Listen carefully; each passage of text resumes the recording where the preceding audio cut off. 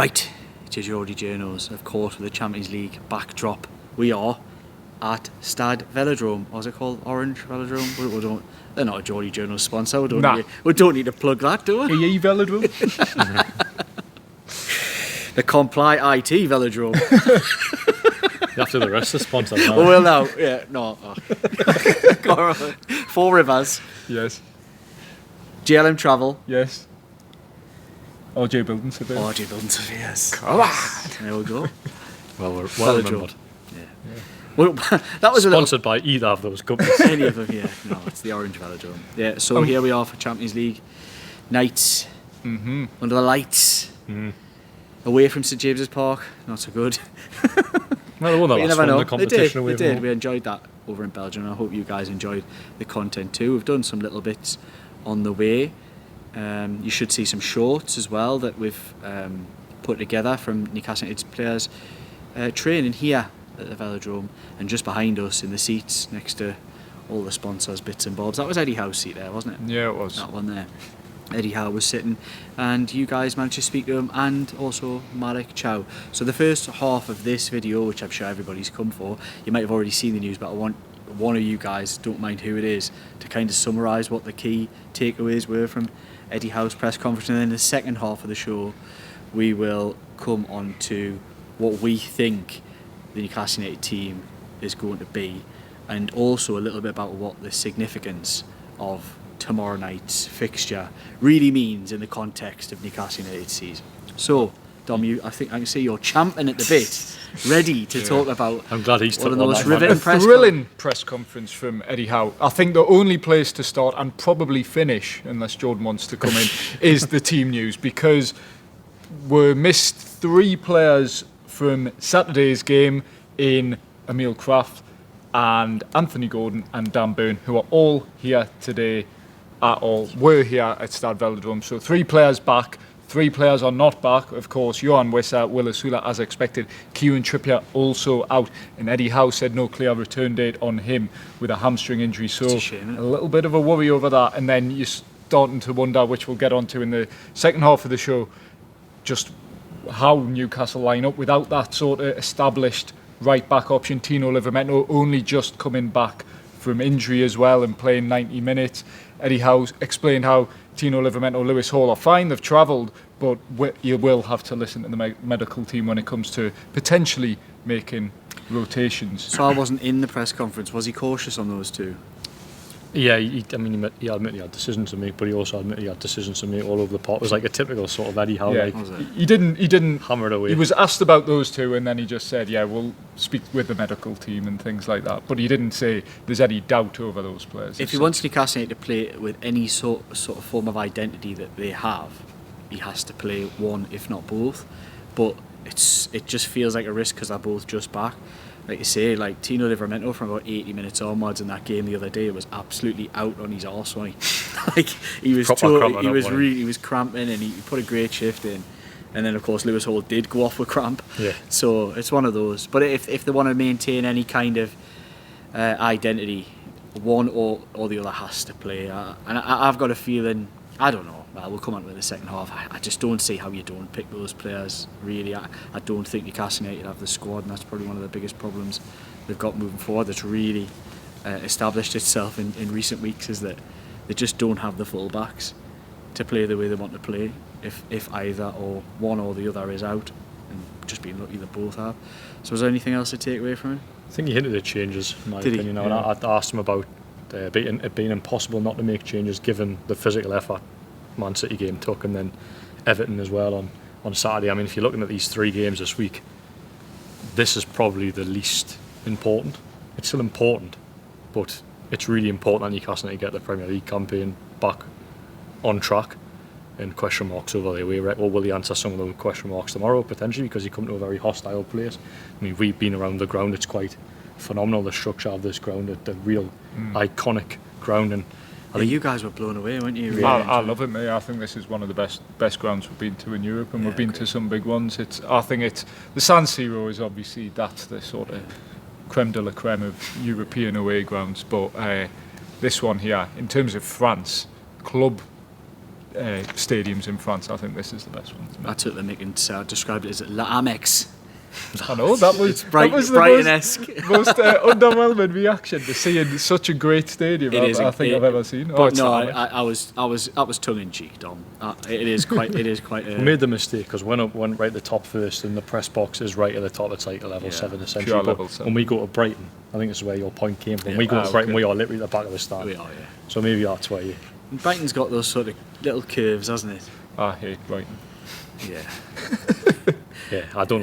You know my opinion on the bees. Hey, we're up against the bees. Oh, Yeah. But up against a former Brighton manager tomorrow night as well, who's had Newcastle's number more than once. Oh, that's a worry. I just want to clarify that in case anybody gets confused like you did there. I didn't mean Brentford. Yeah, I it was a mean big- Brentford, Bournemouth, and Brighton. Yes. Get out. But no, honestly, like it feels like they're playing Brighton light. I think that's what it feels like to me with Deserby. Yeah, he's Done a number, hasn't he? Oh, he has a few times on Eddie Howe. I think Brighton as a football club have done a number on Eddie Howe and Newcastle United. Quite a few times. But yeah, they've got some dangerous players, haven't they? Marseille. Mason Greenwood, a big talking point of Roberto De Zerbi's press conference. I think this is the first time competitively came up against an England club. English club is English club since Yeah. obviously what happened. Since, We his can't massively discuss it. Given No, the but everyone charges were knows. dropped, weren't they? So No. But he left Manchester United. under a big cloud. Yes, exactly. And Eddie Howe was even asked about it, and then Eddie Howe was very keen to do something we're probably keen to do, is focus on Mason Greenwood, the player. He said, look, he's a big threat. That He's a they'll big threat. have to deal with tomorrow night. That lad is take away any of the mentalness that's gone on in his life and the criminal charges that then dropped, etc. Talking about him as a footballer, he's as good with his right foot as he is his left foot. He's a goal scorer, scores all kinds of goals. He's a phenomenal player, and Newcastle are going to have a proper bloke. They're going to have their hands full with him. There's a few others. I think the winger that he signed for, we're talking about Nottingham Forest, didn't he? He's meant to be decent. But Aubameyang's banging them in, he's 36, Aye, but he's Eddie still... Howe They said should as be good able as to- ever. They should be able to wrap him up. You'd imagine. You'd think so, but... Touch wood. You'd imagine how he looked as good as finished at Arsenal, didn't he? Towards the end, and then sort of he went to Chelsea, and people almost forgot that spell. So yeah. I forgot about it. Did he? Can't remember. Did he go from Arsenal to Chelsea? Or did he go I'm somewhere sure else he did, first? unless he went somewhere else. Chelsea's transfer policy Barcelona, is just, was he not at Barcelona? That's for right. right, he was, wasn't he? Aye, did God. he went from Chelsea's Arsenal to transfer Barcelona. policy is mental, isn't it? Chelsea strikers. You Man. forget everybody's played for Chelsea. At some point, they just sign anybody. You had a loan spell. I there, did, didn't yeah. I scored quite a few goals. Did you? Well done. On EA, Is that where your love from Chelsea comes from? on FIFA. Didn't you actually play for Brighton on FIFA? Yeah, I did play for Brighton, yeah. I don't know why I did that. hate Well, it. it was only them in Bournemouth who wanted to sign us. So The it was two a- beats? It was the less of two evils. Well, I played for a historic football club on New Star Soccer, Sheffield Wednesday. You did, yeah. Aye, we were invested on the plane in Jordan's fictional. Little game he had career. on his mobile. Yeah. I was celebrating the goals as they were going in. Oh, I had an amazing run, but tailed off towards the end of the flight as it was beginning to land. Yeah. I hope you get promoted. I hope so as well. Well, we had a good Anyway, journey what a here. load of, Yeah. Honestly, what a load of waffle that is. Well, yeah, If you're still everyone's switched watching, off now. Yeah, sorry guys. No, I had a good journey here, and on that note, do you want to go to the ads and then we'll go with our team? yeah, I just want to make sure I haven't missed anything. Big Is any Malik Malik Chow. Chow, the best defender in the Premier League at the moment. He's an incredible player. I've said it to you guys privately. Like I'm sort of said numerous occasions. I might have even said it on a video. Actually, it's like what are we not seeing? Like what are we missing here with Malik Chow? Because you had AC Milan who, had been quite keen to peddle him for 2 summers. Newcastle could have got him the season before, didn't really have the funds around to do the deal. Then they were ready to peddle him to Como, Yeah. and then Newcastle came in and took him again when the new manager came in and wasn't as keen to get rid of him. Look at the Milan reaction. They're sort of like... They were delighted to get the money for them. Yeah, weren't the thought was really... Well, it is good money considering what they paid for him. Yeah. But you'd imagine, it's the league of defenders. It's the art form in Italy. You think you'd look at a bloke like that and say, "Wow, what a player!" But maybe it just didn't suit that league. I'm not sure, but Do you think maybe he's too much on the edge for Italian football, whereas in the Premier League that's almost what you need? Like the Yeah. way he plays and the confidence he has and the way he sprints, takes the ball off players Yeah. and brings it out as well. Maybe Italian football, they just want a bit more regimented. Purist. Yeah. They're more about the purist defenders. Imagine if Fabian Schär had played for AC Milan, they would absolutely rave about him, wouldn't they? He's a defender. He's a purist in terms of Italian. Yes. I would say so. Yeah. Anyway, more waffle. Yeah. Did he say out? No. No. No, there was a bit of preview towards the game, as you'd expect. Yeah. Sitting in a pre-match press conference. But Come on, lads. What did you ask him? Right. Oh, what did I ask him? Well, I asked him about the competition for defenders because he's come in, initially wasn't in the team, and then obviously he's played alongside Fabian Schär for the first time.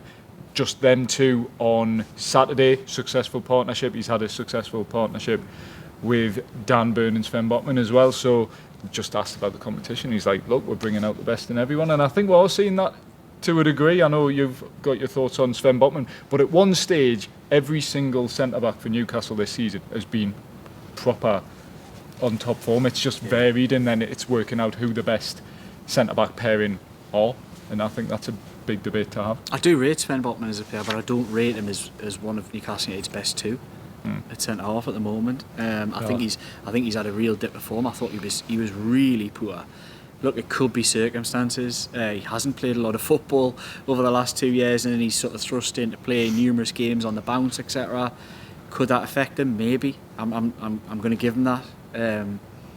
I do think he's got a lot of qualities, but lacks other key fundamentals for me, which Chow has. Schär doesn't have some of the same fundamentals, but is a fantastic footballer and is a more physical player than he ever has been in his time at Newcastle United. And I think he's fantastic.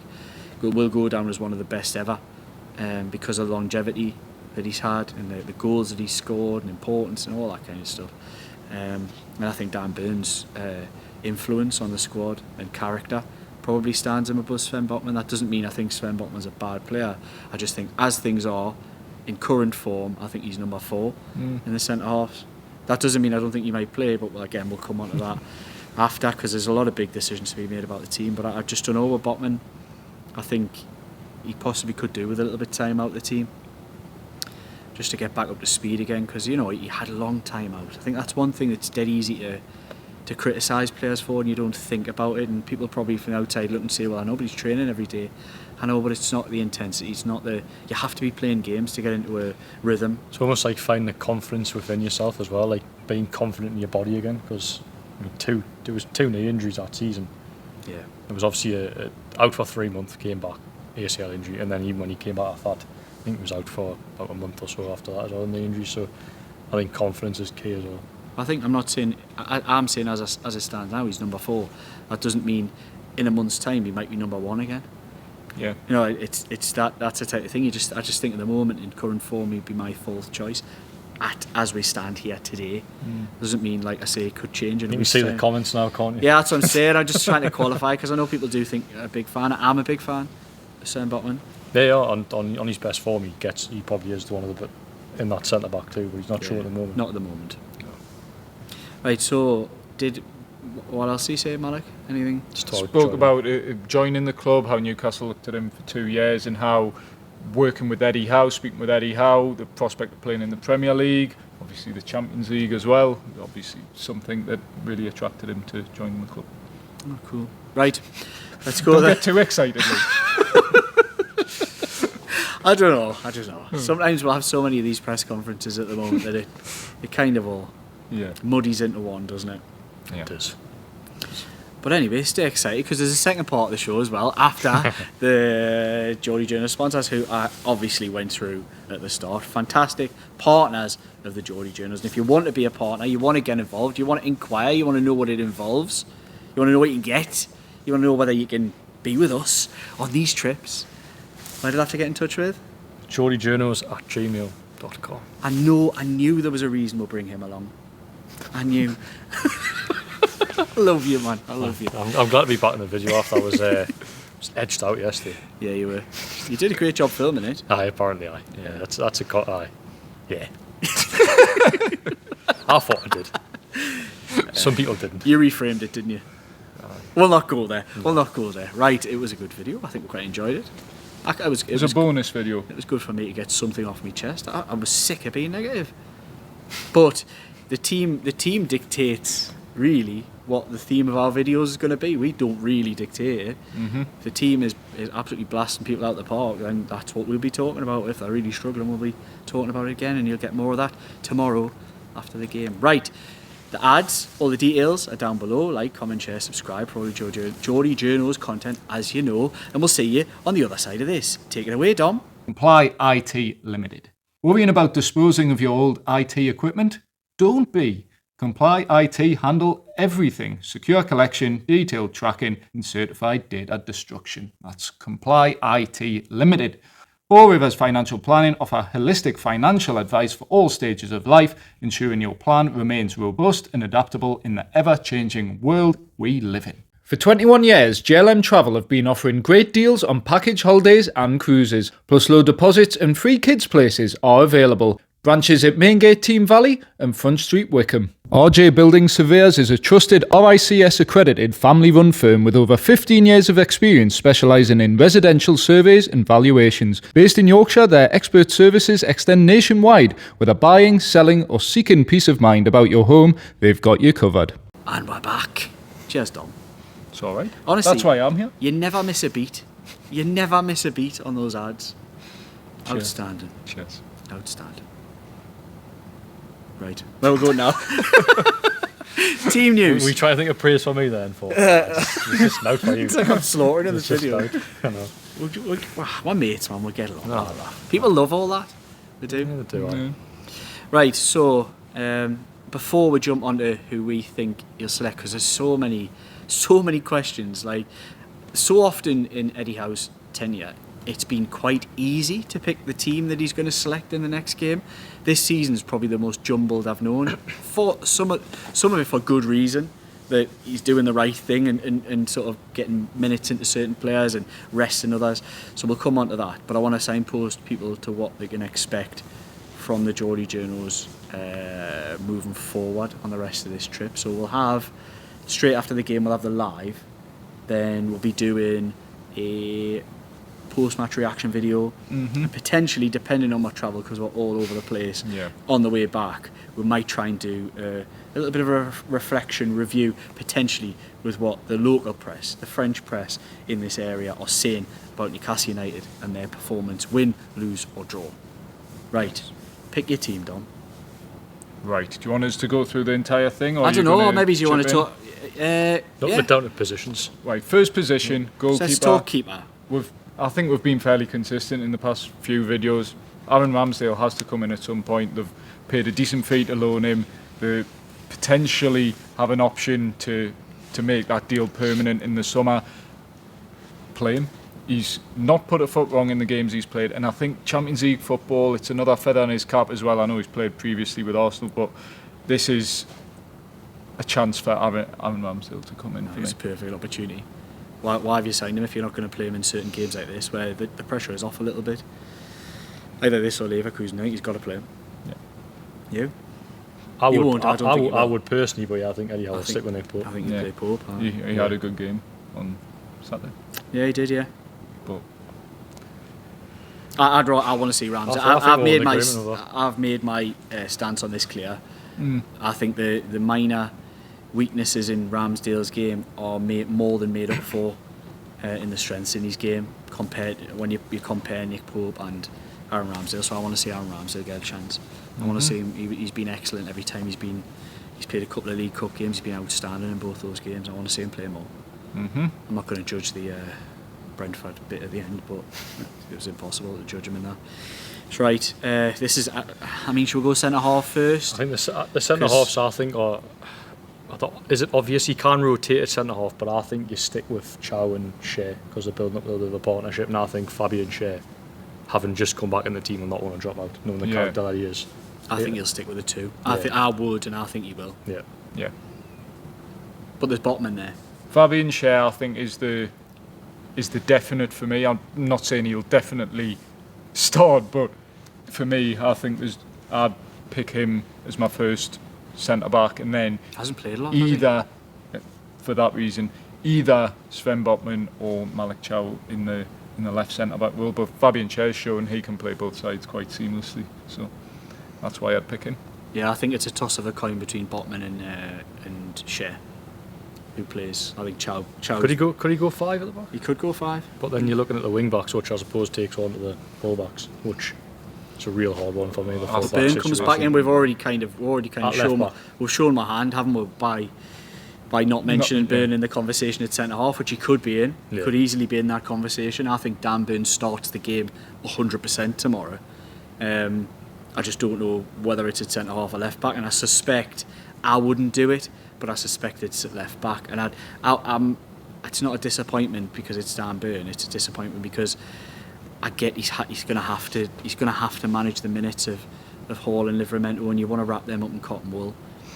But I think like I said, they lose a bit of the identity of what they want to be when you take one or both out, particularly both. You can get away with one, but not both. I don't think they've got much of a decision on the right-hand side. I think he plays. They've welcomed back Emil Kraft into the team, but I just don't think he starts tomorrow night. I think they stick with Livramento. I think Livramento plays, and I think Burn plays. I think that's what I would suspect. You? Yeah, I agree. I mean, you could make a case for Emil Kraft, but purely out of circumstance. Just Livramento playing playing 90 minutes, flagging towards the end, having been out for 2 months. Do you, like you say, wrap in cotton wool, play Emil Kraft, and just hope Newcastle's defence functions and can keep Marseille at bay? But I think that's a roll of the dice. If you want to have the best chance of winning the game, you need one, ideally both, of Lewis Hall and Tino Livramento in the team. But I think realistically, it's probably just going to be one of those two, and then Dan Burn comes in. Disappointing for Lewis Hall because he hasn't actually had a lot of Champions League football in the 3 years he's been at Newcastle. He's made a substitute appearance last time, didn't he? Started in Dortmund, got hooked at half time after having a bit of a stinker. Yeah, he did. And then I think he was to blame for the goal when it was 1-0. Yeah, a little bit, yeah. Didn't stop the cross. Then he came on in Union. He got injured. He'd be dying for a Champions League stop. But if he stays fit, that'll come because there's 3 more. Probably, fingers crossed. I think we'll probably know at least another 2 after that. So there's probably going to be 5 opportunities for him to really make his mark in this competition. Yeah. Is that right? No. Yeah, 5. Yeah, 5 it would be. Probably 3. Definitely 3. Probably 5. So yeah, I think we're probably, if we're going to wrap them in cotton wool, we have to play one, not the other. The Hall might get half an hour, if needed. If not needed, don't bother. I mean, you might play Livramento for an hour and then try and rotate them. But again, you don't have any options on the right hand side. They're really missing a fullback, aren't they? Unless you move on to the centre half, so could you see a Marek Chow at right back for the final half an hour? I don't fancy that. No, I don't either. I'm just thinking. Oh, like later in a game, you mean? I mean, we're talking about wrapping them in cotton wool. Yeah. It's like just looking at avenues that they could potentially rotate during the game. Midfield's interesting. I'm fine with them going League Cup style. No, I was just going to say that your Carabao Cup mentality, where you play one of Tonali or Bruno, and then you have a Miley, Ramsey, Miley, Willock, Ramsey, Willock. What a combination of those two. That's probably how I'd do it. Is the midfield three. So you wouldn't have Joel in then? No. Yeah, I agree. I wouldn't have Bruno in tomorrow. I think he's played a lot of football. Went away with Brazil. I mean, actually travelled. In terms of travel, he didn't travel very far, but still started both games, which is a big frustrating under Carlo Ancelotti, because he just goes away and just starts. He's only half your player. Just starts all the time. It's nice to see. It's nice for him personally, but he's become a real from key a selfish player. point of view for Newcastle, you don't want to see him starting all the time. But I think he's played a lot of football. I'd take him out. I'd keep Tonali in because I think he's fairly fresh after not playing the second game for Italy. And then you're probably right to look at a Willock, Ramsey midfield either side, or does Lewis Miley come into the midfield? I think he plays Ramsey. And I don't know. I wonder if Bruno. I don't know if he makes as many changes as I maybe thought when I was thinking it through yesterday. I wonder if it'll be Bruno and Tonali plus Ramsey. So I think the midfield might be. I do, because you could play Miley in the 6 row and you could have Tonali sort of like getting forward again, which he did a little bit at the weekend. And then it's on that other side. There's probably I think the guarantee in this Jacob Ramsey I think starts tomorrow. So one thing when we're moving to the forwards that I'm going to say I want to see, I'm really keen to see this continue, is he scored in his last 2 Premier League games. He's been good in the Champions League. He's got goals in the Champions League. Created the goal in the last Champions League game as well, didn't he? Yeah, did I? Put on a chip to him for Joel, didn't he? Yes. Harvey Barnes. I think when you've got a player who's just building a little bit of momentum, you play him. Even if you think you might be able to take him out because of the squad and the players that you've got, he plays 1,000%. I don't care whether Anthony Gordon's back or not. Harvey Barnes for me plays on that left-hand side. Other side, I would take Jacob Murphy out, and I'd probably play Langer, because I think that's an easy rotation. Do I think that's the best option for Newcastle United as a team? No, I think Jacob Murphy still is light years ahead of Anthony Langer in this Newcastle United team, but I think it's an easy rotation. And centre forwards where you've got the problem, because I haven't got one apart from Walter Mata, and it's does he go with him or does he go with Anthony Gordon? I've got a feeling he might go with Anthony Gordon. Aye, that was my question to Eddie Howe, and he batted it off more or less. He just said that's an option, basically. No, did he? Yeah. No, he's not as... Well, he's never going to give away his Of course team. he's not. No. So I was like, well, is it an option or is it almost a necessity? And he just said, well, it's an option. How a feeling Gordon will start tomorrow, like. I think Gordon will. Because Yeah. I'm talking about Bruno. Voldemort also went away and played 2 games for Germany. And done very well, obviously 3 goals. He's starting all the time as well, that's the thing. He's Gotta look playing after virtually him. every minute for Germany when he goes away, and he's playing it every minute for Newcastle United. Depends what he's like. I mean, we don't really know how fit these players are, or like what their load is, all that kind of stuff. Any knock to him and it's real panic stations. That's the He's a reason player why. you have to wrap in cotton wool because there's Yeah. no one else right now. I don't think he's probably performing at the levels that he was earlier this season. However, if you take him out, it's a huge problem. So I think you muddle through a game like this with an Anthony Gordon up front and take out Walter Mata. Give him 20 minutes if you need to go, you know what I mean? Yeah. So that'll be my team. I were quite in agreement. That's a shame. Well, We said before we'll we'll try and disagree, but we'll just talk through the team, and I think it's really hard to disagree. Yeah. Especially when Eddie Howe's hinted at changes, in my opinion. But it could be the typical Eddie Howe bluff. So you asked him, didn't you? I thought I heard that bit because I was sort of peeking out the back of the room, and I thought he sounds like he's going to make changes. Yeah, they talk about trust in the squad. As I say, I think people might disagree, but I think over the games this week, this it's not important. It is important. It is important because let's look at if they do go and get a result tomorrow, they're in. That's it. They've qualified. It takes the pressure off going to Bayer Leverkusen out of that derby against Sunderland. So there's a lot of momentum though in it as well. Exactly. But there's a momentum thing. Like you've literally just climbed Mount Everest on Saturday and done something that not really there wasn't that many people went to that ground thinking. The only hope people had was like, oh, Newcastle United do this kind of thing. It wasn't based on anything you'd seen on the pitch. It was just based on a feeling that Newcastle United can produce big moments, big games. Yeah. Like they need to keep that momentum, and the fear they've got if they play half a team or a third of a team is you're then going to sort of lose a bit of that by the whole squad being here and being involved in a 3-0 loss at somewhere like this. So you don't want it's a that. dangerous balance, isn't it? I think you look at it tomorrow. Like if they were to get a result here tomorrow, get a win, you're probably looking in terms of away games in Newcastle United's European history. It'd be up there, one of the best results they've had. Yeah, it would. Yeah, considering the size of the football club. Yeah. So let's wait and see. Wait and see. I'm excited about it, you know. No. I hope everyone else out there feels that too. But I feel a new energy after the game at the weekend. It's nice to go into a it's- Champions League game having won in the Premier League, like actually done your proper actually, business. Yeah, they've not done that, have they? I think they've done it at Barcelona when they beat Wolves. I think it was. But that was felt like an eternity ago. So this is the first time in a long time. And it wasn't a great win by any means. It wasn't great. No, It was a slog against the worst team in the league, as has been proven since. And they've just put in their best performance of the season. Yes. Yeah. That's why I think the game might suit them. I think the game might suit them tomorrow, no matter what team they put out. Yeah.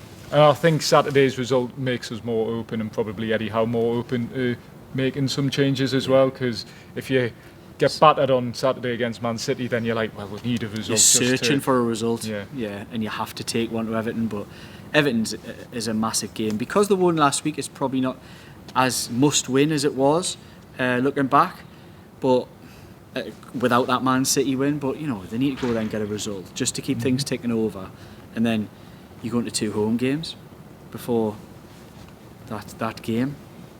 But yeah, so like I think there were 2 home games, and you'd look to see if you can get 7 points out of the next few. I think they'll be around about where they want to be.